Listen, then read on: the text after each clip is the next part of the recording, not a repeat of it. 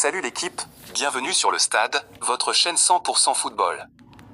Aujourd'hui on revient sur un match complètement fou, Elche contre le Real Madrid, un match qui s'est terminé sur un 2-2 explosif. Accrochez-vous, parce que ce match a connu un finish de folie. La première mi-temps a été plutôt calme, trop calme même.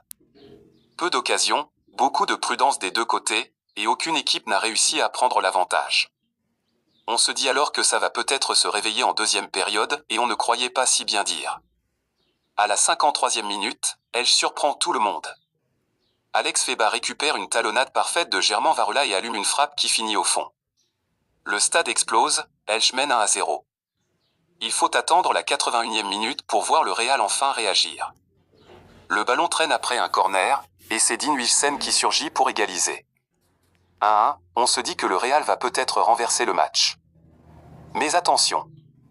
3 minutes plus tard seulement, Elche revient à la charge. Álvaro Rodriguez contrôle un ballon et enchaîne une frappe parfaitement placée. Courtois est battu, Elche repasse devant, 2-1. Le Real est au bord du chaos, mais les Merengues n'abandonnent jamais. À la 87e minute, superbe action collective, Mbappé fixe la défense et décale Jude Bellingham, qui égalise d'un tir imparable. Score, 2-2. Le Real arrache un nul in extremis. Le Real Madrid montre du caractère mais aussi de grosses faiblesses défensives. 2 buts encaissés contre Elche, ce n'est pas normal pour un prétendant au titre. Bellingham encore décisif, Mbappé qui offre une passe clé, mais défensivement, il y a du travail. Comme quoi, même les grands clubs peuvent souffrir contre des équipes très organisées. Voilà l'équipe, c'était le résumé complet de ce match complètement dingue entre Elche et le Real Madrid. Dites-moi en commentaire, est-ce que le Real doit commencer à s'inquiéter? Et qui a été votre homme du match?